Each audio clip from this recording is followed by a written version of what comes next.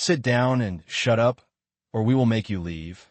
Officer Ryan Cole barked loudly at two calm black women enjoying their night at a quiet bar, completely unaware that by morning, Internal Affairs would be reviewing every second of his behavior and ending his career without hesitation. Before we go any further, comment where in the world you are watching from and make sure to subscribe because tomorrow's story is one you don't want to miss. The bar carried a warm, steady rhythm that night, the kind that settled into the bones without demanding attention. Soft amber lights reflected off polished wood, glasses clinked gently in the background, and low conversations blended with the hum of music that never tried too hard. It was a place where people came to let the day fade quietly, where nothing felt urgent and nothing needed to be proven. Ava Johnson sat at the corner of the bar, her posture relaxed but composed, her presence steady in a way that did not ask for attention but quietly held it. Beside her, her twin sister Maya leaned slightly forward, her expression more expressive, her energy lighter, though grounded in the same quiet control. They moved in sync without effort, their gestures subtle, their awareness shared without words. To anyone watching, they were simply two women enjoying their evening, unbothered, self-contained, ordinary. But there was something beneath that stillness, something precise. Ava's eyes moved occasionally, not searching, but observing. The bartender, Luis Ramirez, wiped down the counter methodically, his movements consistent, his presence part of the rhythm of the room. A group laughed near the back. A couple leaned close in quiet conversation. Everything aligned into a pattern that felt safe, predictable. Maya lifted her glass slightly, smiling faintly. "You needed this," she said. Ava nodded once, her expression calm. "So did you." The exchange was simple but complete, the kind that required no explanation. For a moment, nothing shifted, nothing demanded attention. The world remained exactly as it should be. Then the door opened, not loudly, but with a presence that did not belong to the room. The sound of heavy footsteps followed, deliberate, uneven against the natural rhythm of the space. Conversation slowed. The music did not stop, but it felt distant now. Ava's gaze lifted slightly, her posture adjusting, not in tension, but in recognition. Maya noticed it too, her expression tightening just enough to register the change. 3 officers stepped inside, their presence immediately altering the atmosphere. Officer Ryan Cole led, his posture loud, his energy intrusive, his eyes already scanning with purpose that had nothing to do with the room itself. Behind him, Officer Derek Shaw carried a faint smirk, while Officer Tyler Grant followed more quietly, his movements less certain. Ava did not turn away. She did not react. She simply watched, because she had seen this pattern before, and she understood something the men walking toward them did not. This was not a moment they were entering. This was a mistake they were about to begin. And Officer Ryan Cole wasted no time making sure everyone in the room felt it. His boots hit the floor with deliberate weight as he moved straight toward Ava and Maya Johnson. His gaze locked in with a kind of certainty that did not come from evidence, but from assumption. "Well, what do we have here?" he said loudly, stopping just short of their table, his voice cutting through the softened atmosphere like something foreign. The bar fell quieter, not silent, but listening. Ava did not move. She remained seated, her posture relaxed, her hands resting lightly on the edge of the counter, her expression calm as she met his gaze without hesitation. Maya glanced briefly at her sister, then back at Cole, her brow tightening slightly, though her voice remained steady. "We are having a drink," she said. The answer was simple. It should have ended there. It did not. Cole let out a short, dismissive laugh, tilting his head as if amused by something that had already been decided. "Does not look that simple," he replied. His eyes moved across the table, then back to them, scanning not for truth, but for confirmation of what he already believed. Officer Derek Shaw stepped in beside him, his smirk faint but visible, his tone lighter, mocking. "Yeah, you two look like trouble," he added. Officer Tyler Grant lingered just behind them, his posture more reserved, his gaze shifting between the twins and the room, already sensing something was off, though he said nothing. Ava's voice came calmly. On what basis? The question landed clean, precise. Cole's expression tightened immediately. You do not get to ask that, he said. We ask the questions. Maya leaned back slightly, her tone still controlled. Then ask something that makes sense, she replied. A few people nearby shifted, the tension beginning to surface. The bartender paused mid-motion, watching without fully turning. Cole stepped closer, closing the space between them, his presence now intrusive, deliberate. You got IDs? He demanded. Ava did not reach for anything. She held his gaze, her composure unchanged. For what reason? She asked. The repetition of calm resistance irritated him more than defiance would have. Shaw let out a low chuckle. They think this is optional, he said under his breath. Cole's voice rose slightly. You match a description, he said quickly. Now let me see your IDs. The explanation came without detail, without clarity. It was not meant to be questioned. Ava's expression did not change. Description of what? She asked. The precision unsettled him again, but only briefly. Pride moved faster. It always did. Cole leaned in slightly, his tone sharper now, louder, making sure the room could hear. You want to keep playing this game? He said. Because we can make this real easy or real difficult.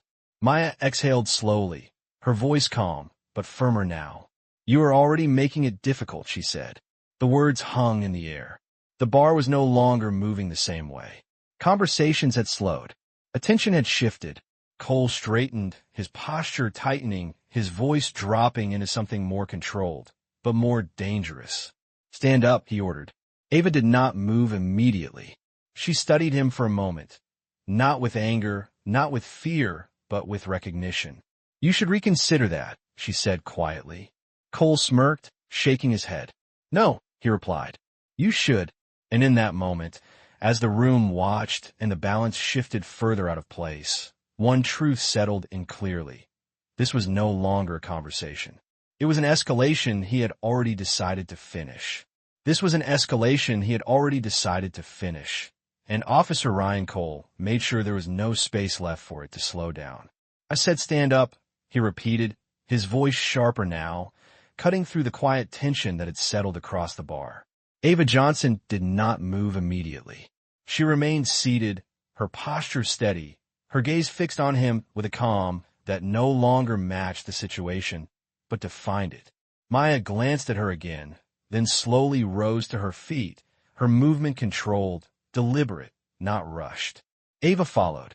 A second later, standing with the same quiet precision, her shoulders relaxed, her expression unchanged.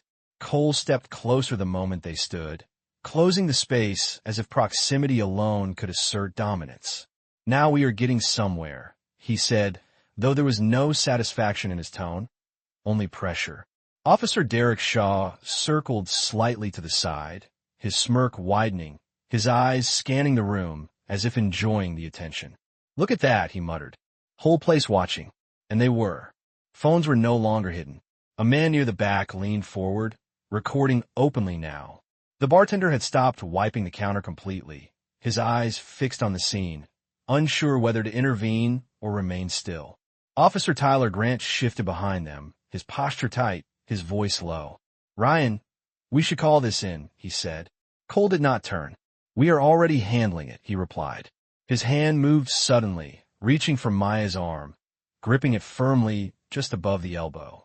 The contact was unnecessary, controlled, but forceful enough to establish intent. Maya did not pull away.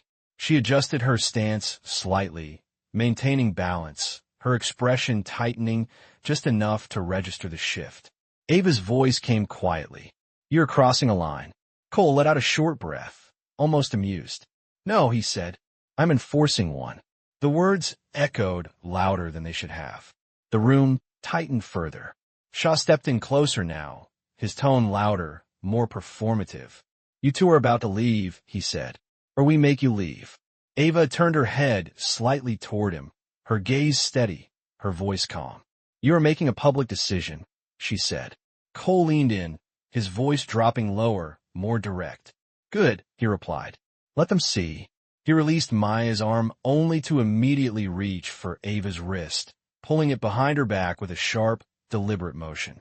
The movement was controlled, but aggressive enough to shift the entire tone of the moment. Grant took a step forward instinctively, then stopped, his hesitation now fully visible. "Ryan," he said again, but the word carried no weight. The second wrist followed. The metallic click of the handcuffs locking into place cut through the bar, louder than the music, louder than the voices, louder than anything else. Silence followed. Complete. Ava adjusted her posture slightly, her shoulders settling, her composure unbroken, her presence unchanged despite the restraints. "You are detaining us without cause," she said calmly. Cole straightened, his voice rising again, louder, ensuring the entire room could hear. "You can explain that outside," he said. Maya stepped closer to her sister, her expression controlled, her voice steady. "This is unnecessary," she said. Ava's voice followed, quieter, but far more precise. "No," she said. "This is recorded." The words settled into the air, heavier than anything before them. Cole said nothing. He could not, because in that moment, even if he refused to acknowledge it, one truth had already taken hold. This was no longer just an action. It was evidence. This was no longer just an action. It was evidence, and Officer Ryan Cole responded the only way he knew how. He escalated further. "Move," he ordered sharply, tightening his grip on Ava Johnson's arm and pulling her forward toward the exit. The motion was controlled, but forceful enough to shift the entire atmosphere of the bar from tension into something heavier, something irreversible. Ava moved with him without resistance, her posture steady, her presence unchanged despite the restraints. Maya followed closely beside her, her expression focused, her energy contained, her attention fully aligned with her sister. "You are making this worse," Maya said quietly. Cole did not slow down. "No," he replied. "I'm ending it." The words carried certainty, but it was no longer grounded in control. Officer Derek Shaw stepped ahead of them, pushing open the door with a sharp motion, his smirk still present, though thinner now, strained by the weight of the moment.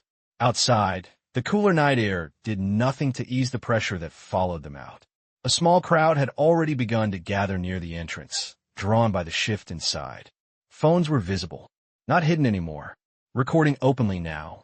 Cole guided Ava down the short step toward the sidewalk, his voice rising again as if the outside space required more volume to maintain authority.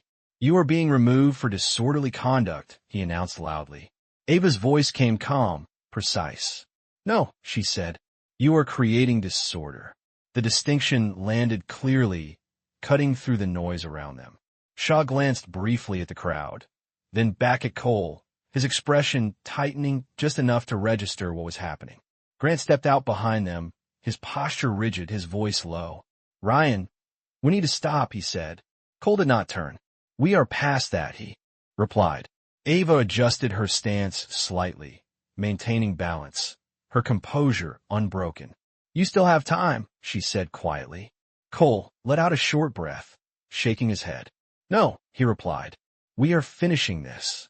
The repetition of certainty sounded thinner now, stretched under something he could not fully control. Maya stepped closer, her voice steady. "Everything here is being recorded," she said. Cole's response came quickly. "Good," he said. "Let them see." Ava's gaze remained steady, her voice softer, but heavier. "They will," she said. The words lingered longer than the moment itself. Around them, the crowd had grown quieter, more focused, the attention no longer casual. It was deliberate. Cole tightened his grip again, guiding Ava toward the patrol car parked along the curb. The flashing lights cut across the scene, painting everything in sharp, artificial contrast. "Get in," he ordered. Ava paused briefly, not resisting, but intentional. "You are making a decision you cannot reverse," she said. Cole did not hesitate. He opened the rear door with a sharp motion. "I already did," he replied. And in that moment, as the door stood open and the crowd watched in complete silence, one truth settled into place. This was no longer a confrontation. It was a record that would follow him beyond this night. It was a record that would follow him beyond this night, and Officer Ryan Cole stepped directly into it without hesitation. He held the rear door open, his posture rigid, his expression locked into the same certainty that had carried him this far. "Get in," he repeated, his voice sharper now, louder than necessary, as if reinforcing the moment required force. Ava Johnson stepped forward without resistance, her movements controlled, deliberate, her posture steady despite the restraints. She lowered herself into the back seat with quiet precision, her composure unchanged. Maya paused beside the open door, her eyes fixed on Cole, her voice calm but firm. "You are choosing this," she said. Cole did not look at her directly. "I already did," he replied, then shut the door with a solid, final sound. The noise echoed across the sidewalk, cutting through the silence of the watching crowd. Officer Derek Shaw circled toward the front of the vehicle, his earlier smirk now thinner, his eyes flicking briefly toward the people recording before settling back into something more guarded.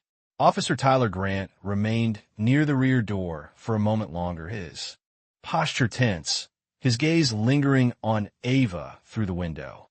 "Ryan, we should at least call this in before we move," he said quietly. Cole moved past him, opening the driver's door with a sharp motion. "We will call it in when we are done," he replied. "We are not stopping now."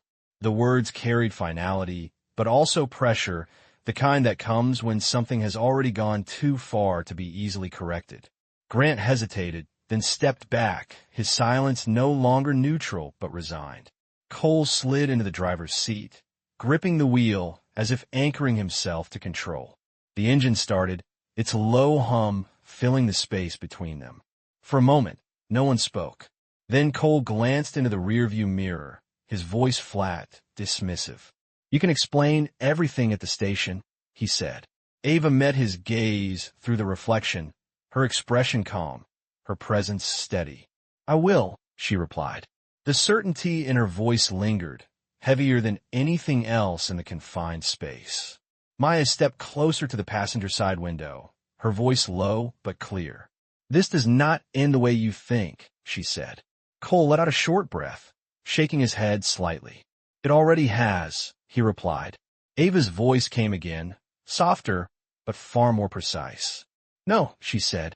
"It has just started." The words settled into the vehicle, sharp and deliberate. Cole said nothing. He shifted the car into gear, pulling away from the curb, leaving the bar behind, but not the moment. Because as the patrol car moved through the city, the flashing lights reflecting off glass and pavement, one truth had already taken hold. This was no longer something he could contain. It was something that was already moving beyond him, building into a consequence he could not stop. It was something that was already moving beyond him. And when the patrol car rolled into the station lot, the motion slowed, but the pressure did not.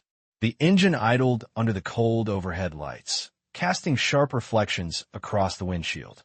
Officer Ryan Cole sat still for a moment, his hands gripping the wheel tighter than necessary, as if holding onto control required physical effort now. "All right," he said finally, his voice lower, more controlled. "We are finishing this." He stepped out of the vehicle, his posture rigid, his movements deliberate, forcing certainty back into himself. Officer Tyler Grant followed more slowly, his hesitation no longer hidden. Cole moved to the rear door and pulled it open. "Out," he ordered. Ava Johnson stepped out carefully, her posture upright, her composure unchanged, her presence steady despite the restraints. Maya stood nearby, watching closely, her expression controlled, her attention fixed on every movement. Inside the station, everything appeared normal. Officers moving, phones ringing, paperwork shifting, but something in the air felt different, as if the moment carried weight the room had not yet fully recognized. Cole guided Ava forward, his tone firm. "We will process you, write this up, and move on," he said. Ava stopped just short of the desk, her gaze steady. "Before you do that," she said calmly, "you should verify who you are dealing with." The words landed with quiet precision. Grant's posture shifted immediately, his attention sharpening. Cole let out a short, dismissive laugh, turning slightly toward her. You keep saying that, he replied, like it is supposed to mean something. Ava held his gaze. It does, she said. The certainty in her voice did not match the situation, and that was what unsettled him most. For a brief moment, something surfaced again. Doubt, recognition, a warning he could not define. But pride moved faster. It always did. Cole shook his head, dismissing it completely as he reached for the paperwork. We are done with warnings, he said. You had your chance. Ava tilted her head slightly, studying him, not with anger, not with fear, but with finality. No, she said softly. You did. The distinction settled into the room, heavier than anything before it. Cole did not respond. He turned away, signaling the next step, committing fully to the path he had chosen. And in that moment, as he began to finalize the report and close the situation in his own mind, one truth became undeniable. He had just rejected the last opportunity he would ever have to stop what was coming next. He had just rejected the last opportunity he would ever have to stop what was coming next. And when it arrived, it did not come with urgency. It came with precision. Remove the restraints. The voice carried across the station with quiet authority, sharp enough to cut through every movement in the room. Officer Ryan Cole froze, his hand still resting on the report, his posture locked in place, as if the moment itself had stopped around him. Slowly, he turned. The front doors of the station stood open, and the presence that entered did not need to announce itself. Internal Affairs Director Helen Brooks stepped forward, her posture composed, her gaze steady, her authority unmistakable. Behind her, two investigators moved with controlled purpose, their expressions neutral, their attention focused. The entire room shifted instantly. Conversation stopped. Officers straightened. The air tightened. Helen Brooks's gaze moved past Cole without hesitation, landing directly on Ava and Maya Johnson. Ladies, she said, her tone respectful, measured. We have reviewed the footage. The words landed like a fracture through the moment. Cole's expression changed immediately. Confusion, then recognition, then something deeper. Footage, he said quietly, his voice no longer steady. Ava met Helen's gaze, her posture unchanged. It is complete, she replied. Helen nodded once, then turned toward Cole. Her voice did not rise, but it carried finality. Officer Cole, step away. There was no argument. There could not be. Cole took a step back, his shoulders lowering slightly, his breath uneven now, his certainty gone. One of the investigators moved forward. Turn around, he said calmly. Cole hesitated, just for a second, but it was enough to show the instinct to resist. Then it disappeared. Slowly, he turned. The metallic click of restraints closing around his wrists echoed sharply through the station, louder than anything else. It was the same sound he had used earlier. Now it defined him. Officer Derek Shaw stood frozen, his smirk gone, his posture rigid with realization. Officer Tyler Grant lowered his gaze completely, his silence absolute. Helen Brooks's voice came again, precise, each word deliberate. Your conduct has been recorded, reviewed, and confirmed, she said. You are relieved of duty, effective immediately. Cole's breath caught slightly, his voice barely forming. I did not know, he said. Ava stepped forward slightly, her presence calm, her voice steady. You were not required to know, she said. You were required to act correctly. The distinction settled into him completely. Around them, the room remained still, every officer witnessing the complete reversal of power. Cole's posture collapsed further, his certainty dismantled, his presence reduced to something exposed and fragile. Because in that moment, standing in the very place he believed protected him, one truth became undeniable. This was never his situation. And now, there was nothing left to protect him from what came next. There was nothing left to protect him from what came next. And this time, the system did not hesitate. It moved with the kind of precision that left no space for argument, no room for interpretation. Internal Affairs Director Helen Brooks stepped slightly forward, her posture unchanged, her voice calm but absolute. Proceed, she said. The word alone was enough. One of the investigators stepped in front of Officer Ryan Cole, his tone measured. You will remain here, he said. Cole did not respond. He could not. His hands were already restrained, his posture no longer holding together, his earlier certainty completely gone. The badge on his chest felt heavier than it had ever been, until it did not. Another investigator reached forward, unclipping it with quiet precision. There was no ceremony, no annoncement, just removal. The small metallic sound of it being placed on the desk echoed louder than it should have, final in a way that could not be undone. Cole's eyes dropped to it instinctively, his breath uneven, his voice barely forming. This is not, he started, but the words failed him. Helen Brooks did not raise her voice. She did not need to. This is documented, she said. Every action, every statement, every decision. The clarity in her tone left no space for denial. Around him, the station had gone completely still. Officers who had once stood beside him now stood at a distance, their posture rigid, their silence complete. Officer Derek Shaw shifted slightly, his earlier confidence gone, his expression tight with realization. Officer Tyler Grant lowered his gaze, his hands still at his sides, his silence now carrying weight. Cole's shoulders dropped further, his presence collapsing under the realization that nothing he said could change what had already been recorded.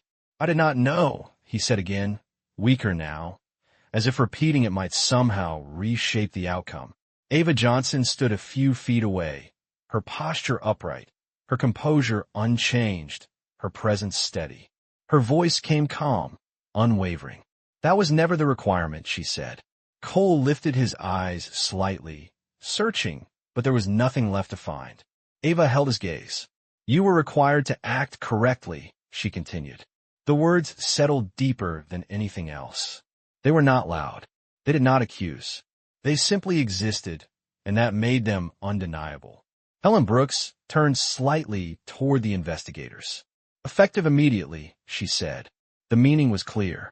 Cole was guided forward, his steps slow, unsteady, no longer leading, no longer deciding. The room did not react. It observed, because what had happened was not dramatic. It was precise. It was the system correcting itself exactly as it was designed to do. And as Cole was led away, past the same space where he had once believed he held control, one truth remained for everyone who witnessed it. This had never been about authority. It had been about accountability. And now, there was no escaping it. And once that truth settled, the station itself seemed to return to something quieter, something steadier, something closer to what it was meant to be. The tension that had filled the room only moments ago began to dissolve, not suddenly, but in layers. Conversations resumed in softer tones. Movements became deliberate again. The sharp edge of confrontation gave way to quiet order. Ava Johnson stood beside her sister, her posture upright, her composure unchanged, her presence grounded in a calm that no longer needed to prove itself. Maya remained close, her expression relaxed now, the tension that had once filled her shoulders easing into something lighter, something resolved. Internal Affairs Director Helen Brooks exchanged a brief nod with them. No words, no ceremony, just acknowledgement. It was enough. Around them, officers moved carefully, their awareness sharpened by what they had witnessed. Officer Tyler Grant remained off to the side, answering questions in a low voice, his posture subdued, his earlier hesitation now replaced with understanding.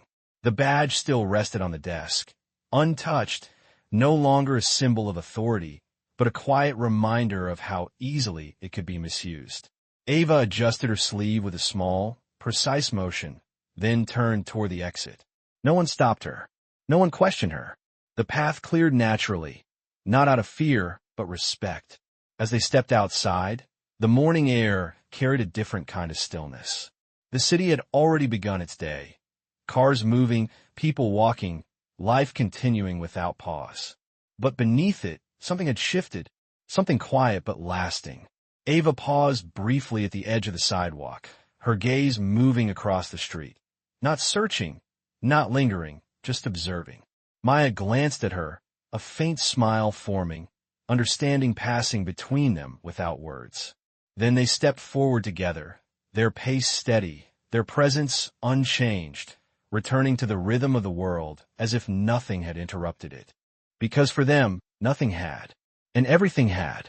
Justice had not needed to raise its voice. It had simply needed to exist clearly enough to be seen. And once it was, everything else followed. What lingers after this story is not the confrontation itself, but how quietly control shifted once the truth was allowed to stand on its own.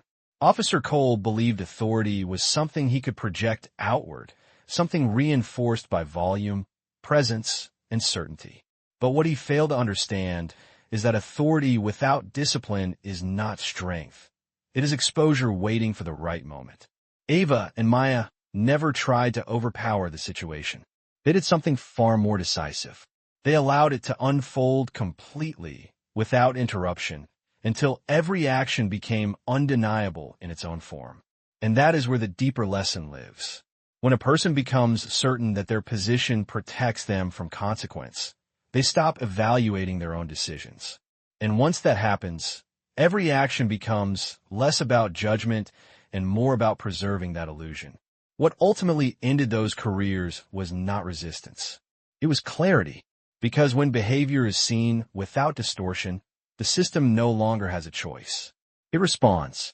I hope you enjoyed that story. Please share it with your friends and subscribe so that you do not miss out on the next one. In the meantime, I have handpicked 2 stories for you that I think you will enjoy. Have a great day.